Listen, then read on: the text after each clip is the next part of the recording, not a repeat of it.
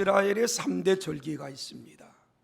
유월절과 맥추절과 수장절이에요. 이 3대 절기는 구약에 꼭 지켰습니다. 그리고 오늘날도 우리들은 이 절기를 우리는 기념합니다. 또 지킵니다. 오늘은 7월 첫 번째 주일로 우리는 맥추 감사 주일로 오늘 드립니다. 잘못하면 큰일 납니다. 맥주 그러면 안 돼요. 맥추입니다. 처음 밭에서 거둔 곡식을 하나님께 드리는 절기예요. 이 절기 우리는 또 아름답게 참여하여 하나님께 영광 돌리는 우리 귀한 성도들이 되기를 주의 이름으로 간절히 축원합니다. 한번 따라합시다. 작은 일에 생명 걸지 말자.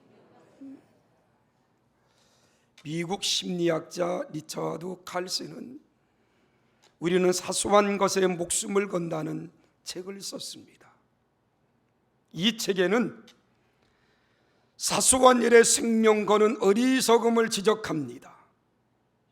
다시 말하면 목숨을 걸 만한 일에는 목숨 걸지 않고 목숨을 걸지 않아도 될 일에 목숨 거는 사람들이 우리 주변에 있다, 그 말이에요. 오늘 본문의 말씀은 바울이 3차 전도 여행을 마치고 결과를 보고하기 위해서 예루살렘에 올라갑니다. 그런데 예루살렘에서 바울은 억울하게 잡혀서 사내들인 공회 앞에와 대제사장들과 장로들 앞에 신문을 당해요. 사내들인 공회원들은 대제사장들과 장로들과 결탁하여 바울을 신문합니다. 그 중에는 한 사람도 바울을 도와주려는 사람은 한 사람도 없었어요.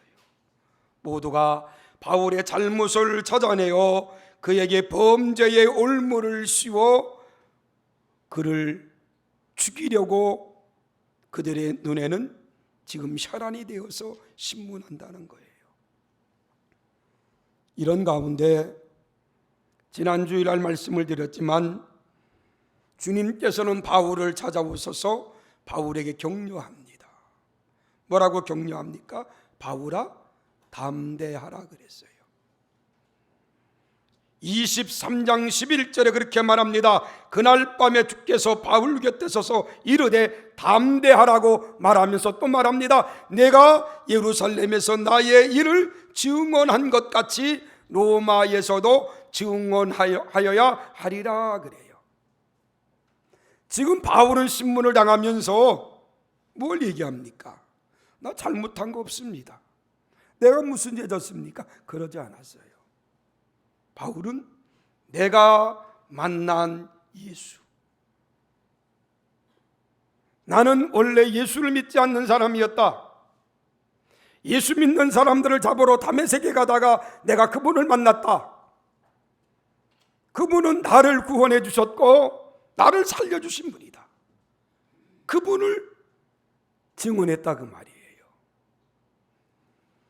그때 주님께서는 바울을 찾아오셔서 네가 예루살렘에서 증언한 것 같이 로마에서도 증언하리라 라고 말하면서 바울을 격려합니다. 그런데 밖에서는 바울을 죽이려는 음모를 꾸미고 있어요. 12절 13절 같이 봅시다. 시작. 날이 새매 유대인들이 당을 지어 맹세하되 바울을 죽이기 전에는 먹지도 아니하고 마시지도 아니하겠다 하고 이같이 동맹한 자가 몇 명이라고요? 40명. 우리 주님께서는 바울을 찾아와서 격려했습니다. 그런데 밖에서는 참으로 어처구니 없는 그러한 일들을 지금 꾸미고 있어요. 어떤 일입니까? 바울을 죽이지 않고는 우리가 먹지도 않고 마시지도 않겠다. 다시 말하면 바울을 죽이는데 우리는 뭘 걸겠다? 생명을 걸겠다 그 말이에요. 목숨 걸겠다. 그리고 동맹한 사람이 40명입니다. 잘 들으세요. 이유를 막론하고 사람을 죽이는 것은 불법이고 악행입니다. 설령 바울이 죽을 죄를 졌다 해도 그들이 임의로 바울을 죽일 수가 없어요. 그런데 이들은 바울을 죽이지 않고는, 바울을 죽이기 전에는 우리가 먹지도 않고 마시지도 않겠다라고 맹세했다 그 말입니다. 이들의 암살 음모에 유대인들의 지지를 받았고 바리새인들과 사두개인들도 그들을 지지했습니다. 여러분 잘 들으십시오. 바리새인과 사두개인들은 전날 공회에서 심히 다퉜어요. 그들은 서로 맞지가 않거든요.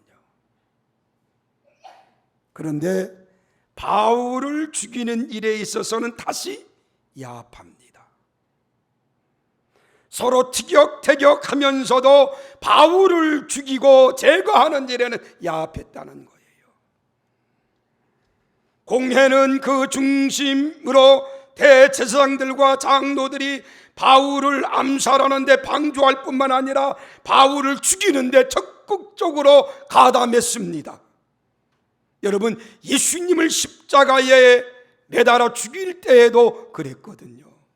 악한 일에는 원수끼리도 쉽게 야합을 합니다. 그게 사단의 일이에요. 오늘날 교회도 보면요, 티격태격하며 싸우면서도, 아니 교회에서 앙숙처럼 서로 보지 않고 인사도 않다가도 교회에 조그만한 문제만 생기면 어쩌면 그렇게 잘 뭉치는지 몰라요. 그게 사단의 음모입니다. 여러분들은 이런 사단의 전술에 넘어지지 않기를 주의 이름으로 간절히 부탁을 드립니다. 미국의 신학자 라인홀드 리버는 그런 책을 썼습니다. 도덕적 인간과 비도덕적 사회라는 책을 썼어요. 이 책에 보면 선한 개인일지라도 일단 집단화가 되면 얼마든지 비도덕적으로 행동할 수 있다, 이런 책입니다. 무슨 말이냐? 한 사람 한 사람은 선한 개인일지라도 어떤 집단을 이루면 비도덕적으로 움직일 수 있다. 사실 40인 암살단도 한 사람 한 사람은 모두가 하나님의 백성이라고 자부하는 사람들입니다. 율법을 열심히 지킨다라고 자부하는 사람들입니다. 그런데 이들이 다수에 의해서 집단적 이기주의로 변한 것을 볼 수가 있어요. 당을 짓더니 바울을 죽이려고 합니다. 인간으로서 해서는 안 될 어마어마한 일들을 저지르는 거예요. 이들은 율법을 철저하게 지키는 사람들이에요. 여러분, 율법 가운데 중요한 것이 십계명입니다. 그 십계명 가운데 뭐 하지 말라? 살인하지 말라 분명히 있어요. 그런데 이들은 이러한 교육을 세우는 것은 집단적 이기주의로 당을 짓다 보니까 이런 일들을 저지른다 그 말이에요. 여러분, 당을 짓는 것은 아무리 성도라 할지라도 언제든지 양심을 쉽게 마비시키며 양심을 거리끼는 일조차도 쉽게 넘어가는 게 당 짓는 겁니다.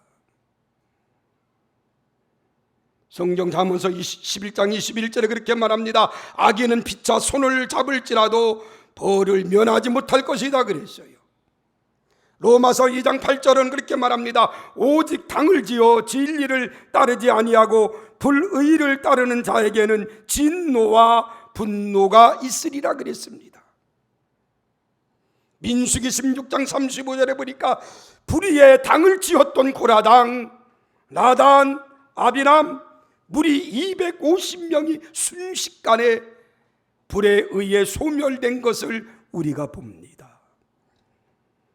당을 짓는 거 하나님이 기뻐하지 않는다 그 말이에요. 지금 바울은 사면 초과에 쌓여 있습니다. 자기를 죽이려는 사람들이 40여 명이 지금 밖에서 바울을 기다리고 있어요. 그리고 천부장에게 바울을 다시 재판하라고 말합니다. 재판할 때 내려올 때 이 40명이 바울을 죽이려고 하는 거예요. 이러한 고난 가운데에서 역사하시는 하나님의 섭리가 있습니다. 따라합시다. 고난 가운데 역사하시는 하나님의 섭리. 16절 보십시오. 같이 시작. 바울의 생질이 그들이 매복하여 있다함을 듣고 와서 영내에 들어가 바울에게 알린지라. 누가 나옵니까? 바울의 생질이 나와요. 생질이 누구예요? 조카, 누이의 아들을 생질 그러잖아요. 조카입니다. 이 바울의 생질이 유대인들의 음모를 알고 바울에게 가서 바울에게 알립니다. 바울이 백부장을 청하여 내 생질을 데리고 천부장에게 가서 좀 이 일을 좀 알려달라고 말합니다.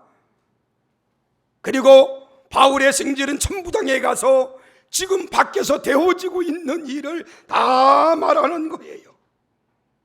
바울을 보호하시는 하나님의 손길이 강하게 있음을 우리들이 압니다. 여러분, 여기 나오는 바울의 생질이 무엇을 하는 사람인지 어떤 사람인지는 성경에 기록되지 않아요. 그러나 우리가 한 가지 추측하는 것은 아마 예루살렘에 살고 있었던 사람임은 분명합니다.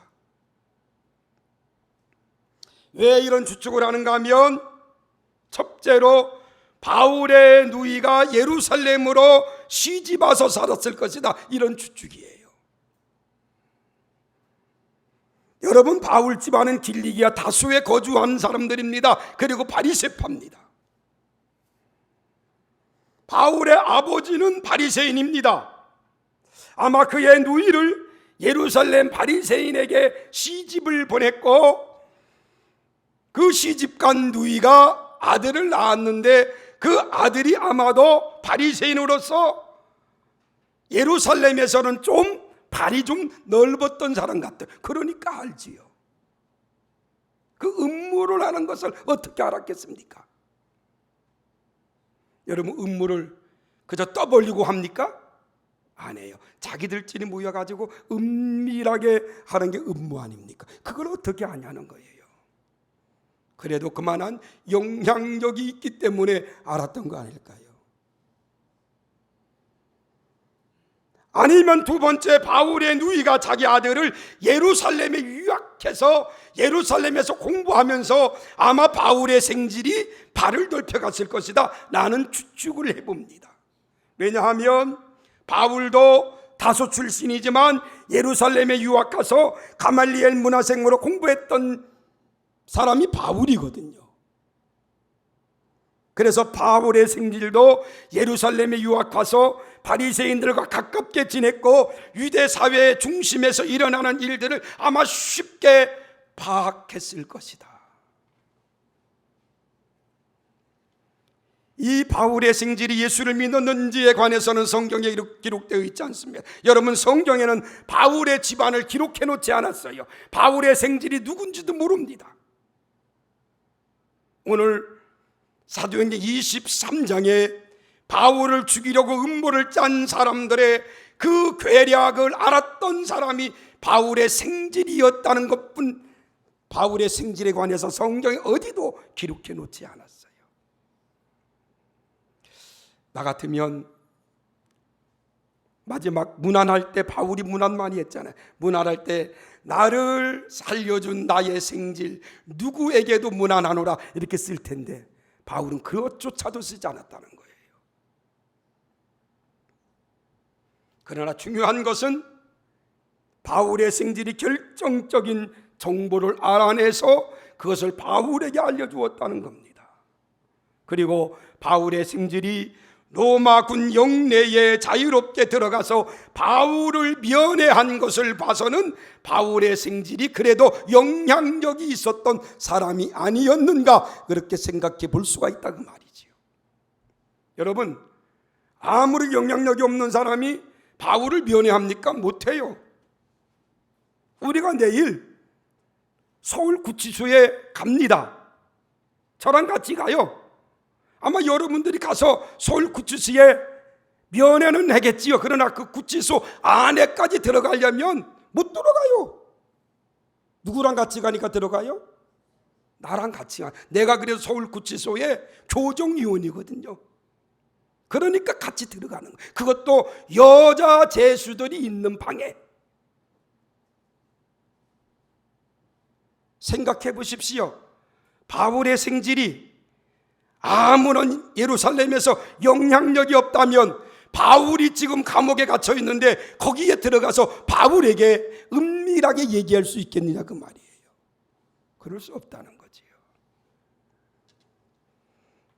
그러나 이러한 바울의 생질의 이름을 알 수 없지만 하나님은 바울을 돕는 손길로 바울의 생질을 붙여주었습니다.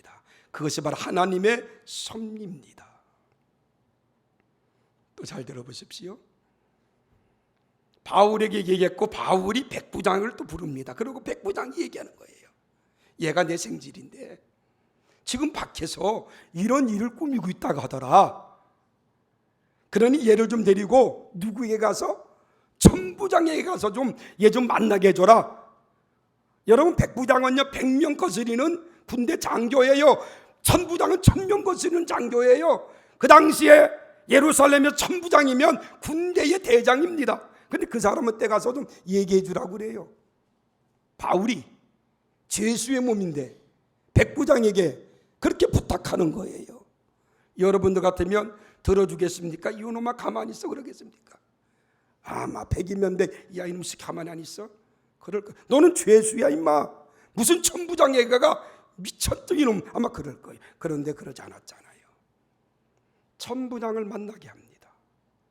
그리고 천부장에 가서 이 생질이 그대로 구하는 거예요. 그게 바로 누구의 섭리라고요? 하나님의 섭리라는 거예요. 잘 들어보십시오. 천부장이 그 생질의 말을 듣고 너 미쳤니? 저놈은 죽어도 마땅해. 그랬더라면요 바울은 암살당했을 겁니다. 근데 천부장이 바울의 생질, 지금 바울의 생질인지도 모르겠지요. 바울의 생질의 말을 듣고 그날 밤 바울이 암살당하면 책임 소재가 당신에게 있거든요. 지금 바울을 가이사에게로 보내서 재판받게 해야 되는데 중간에 죽으면 누가 책임져야 돼요? 내가 책임져야 돼요. 그러니까 그 바울을 자기가 죽을 때 자기가 책임지지 않으려고 현재 바울이 있는 안토니아 요새도 안전한 곳인데 더 안전한 곳으로 바울을 보내려고 합니다.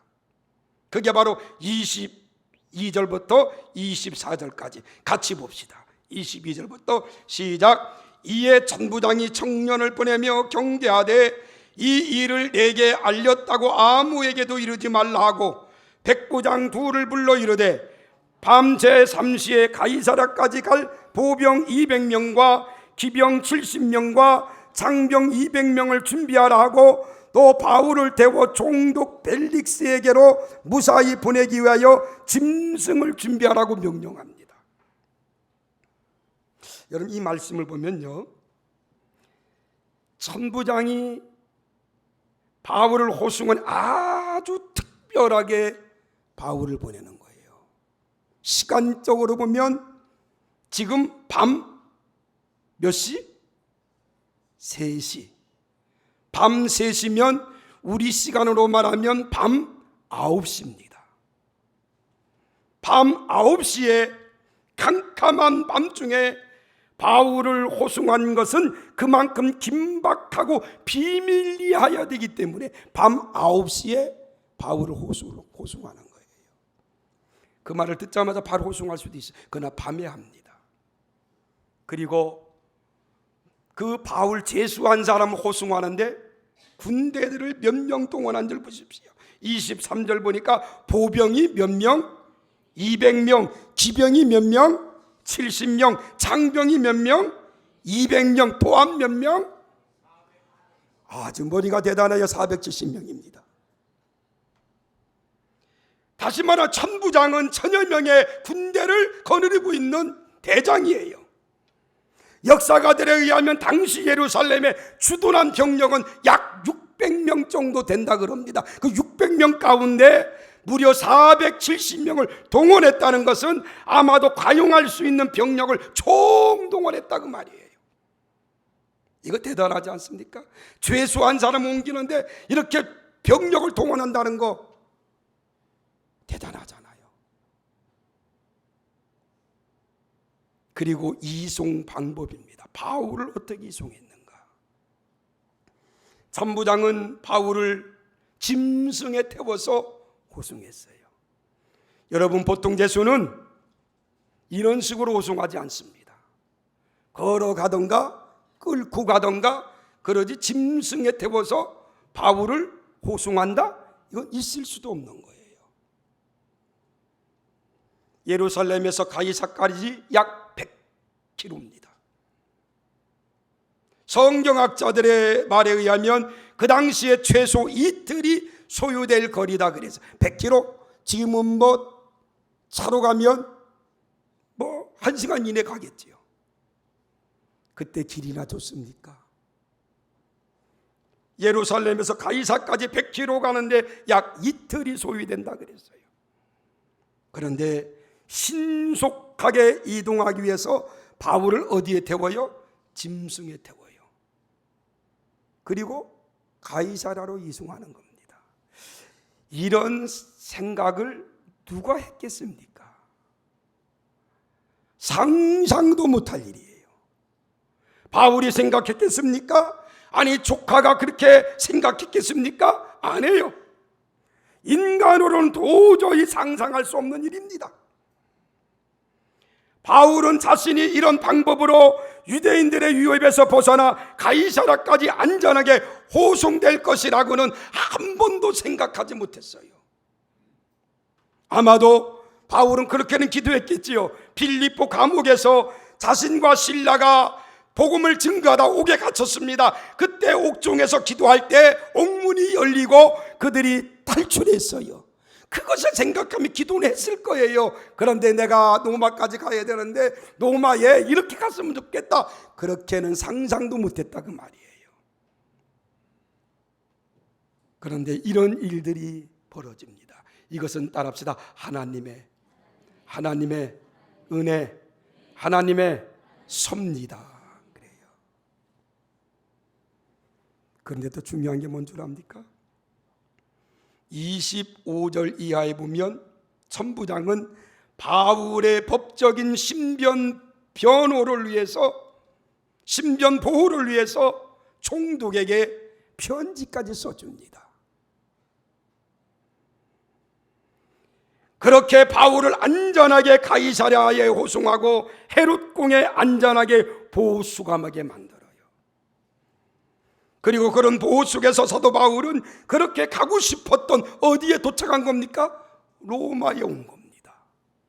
대단하지 않습니까? 바울은 로마 가기를 원했습니다. 내가 로마에 가서도 복음을 전하기를 바울은 원했습니다. 그런데 여러 번 길이 막혔어요. 근데 하나님께서는 결국 바울을 어디로 보내요? 로마로 보내는 거예요. 그것도 무슨 몸으로? 죄수의 몸인데 아주 470명의 호의를 받으면서 죄수가 그것도 짐승을 타고, 아마 말이나 다른 짐승을 탔겠지요. 그 짐승을 타고 바울이 로마로 들어가는 거예요. 이것은 따라합시다. 하나님이 하신 겁니다. 누가 한 거라고요? 하나님이 한 거라는 거예요.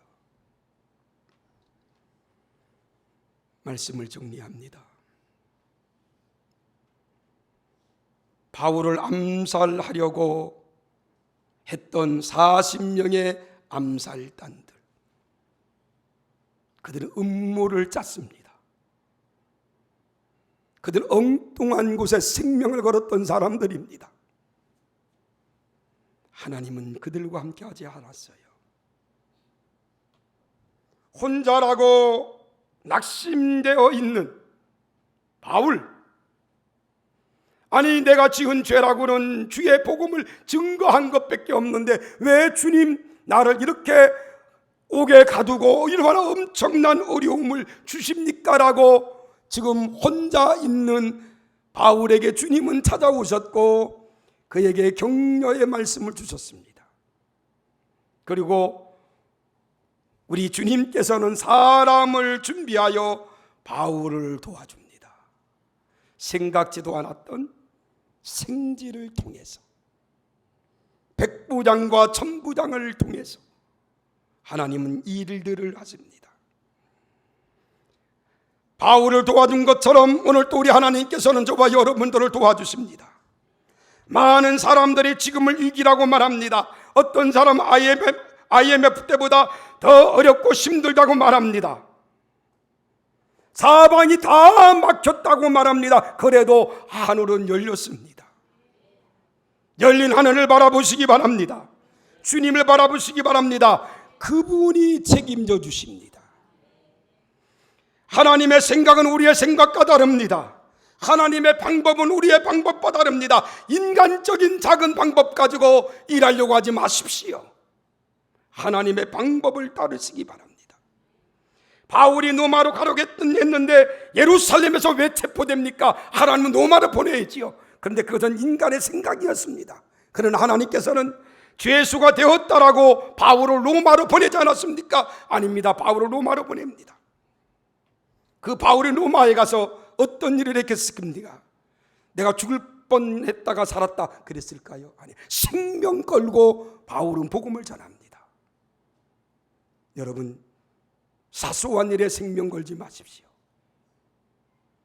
작은 일에 생명 걸지 마십시오. 정말로 주의 일, 주님의 일에 생명 거시기를 주의 이름으로 간절히 축원합니다. 그런 자가 돼야지. 쫀쫀하게 작은 일에 생명 걸었던 암살단 같은 어리석은 자들 되지 않기를 주의 이름으로 간절히 축원합니다. 그들 어떻게 됐을까요? 나는 바울을 죽이기 전까지는 먹지도 않고 마시지도 않겠다, 그렇게 생명 걸었던 사람들, 뒤에 성경에 썼으면 좋겠어요. 그들 다 굶어 죽었더라. 이렇게. 때로는 고난 때문에 눈물 흘릴 때도 있습니다. 때로는 힘든 일 때문에 한숨 쉴 때도 있습니다. 그때 주님만 바라봅시다. 반드시 주님께서는 저와 여러분들을 도와주십니다. 우리 마지막 결론적으로 찬양 한 장 부르고 오늘 말씀을 정리하려고 합니다. 왜 나만 겪는 고난이냐고 불평하지 맙시다.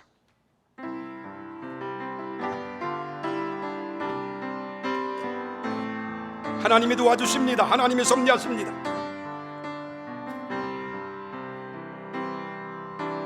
왜 나만 겪는 고난이냐 불평하지 마세요. 고난의 뒤편에 있는 주님이 주실 축복 미리 보면서 감사하세요. 너무 견디기 힘든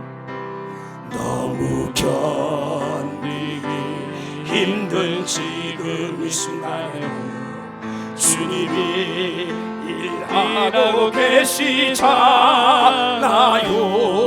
남들은 지쳐 앉아 있을지라도 당신만은 일어서세. 힘을 내세요. 힘을 내세요. 힘을 내세요. 주님이 손잡고 계시잖아요. 아멘. 주님의 나와 함께함을 믿는다면 어떤 역경도 이길 수 있다. 왜 이런 슬픔 찾아왔는지, 왜 이런 슬픔 자, 원망하지 맙시다. 원망하지 마세요. 당신이 잃은 것보다 주님께 받은 은혜 더욱 많은 은혜 감사합시다. 너무 견디기 힘든 지금 이 순간 주님은 일하고 계십니다. 주님이 일하고 계시자 남들은 지쳐 앉아 있을지라도 당신만은 일어서 힘을 내세요. 힘을 내세요. 힘을 내세요. 주님이 손잡고 계시잖아요. 아멘. 주님의 나와 함께함을 믿는다면 어떤 고난도 견딜 수 있잖아요. 사랑하는 여러분, 모든 것을 잃었다고 생각하지 마십시오. 하나님은 내게 더 많은 것을 주십니다. 잃었기 때문에 얻는 것이 더 많습니다. 순간적으로는 잃었기 때문에 손해보는 것 같아요. 억울하고 하나님 왜 나를 이렇게 버리시냐고 하나님께 반문하며 기도할 수도 있습니다. 그러나 하나님께서는 반드시 새로운 것으로 채워주시는 하나님. 바울이 로마로 가서 복음을 전하기를 원하는데 왜 예루살렘에서 잡힙니까? 잡히면 그만이 예루살렘에서 왜 그런데 또 바울을 죽이지 못해서 안달한 사람이 40명이나 결성합니까? 그래도 하나님께서는 바울을 로마까지 안전하게 보냅니다. 로마에 간 바울 그저 거기서 쉬었겠습니까? 아니에요. 생명 걸고 복음 전합니다. 왜요? 그는 체험적인 신앙이 있어요. 죽을 고비를 넘겼던 사람입니다. 그런 바울과 같은 위대한 축복을 받고 살아가는 하나님의 귀한 성도들이 되기를 주의 이름으로 간절히 축원합니다. 기도하겠습니다.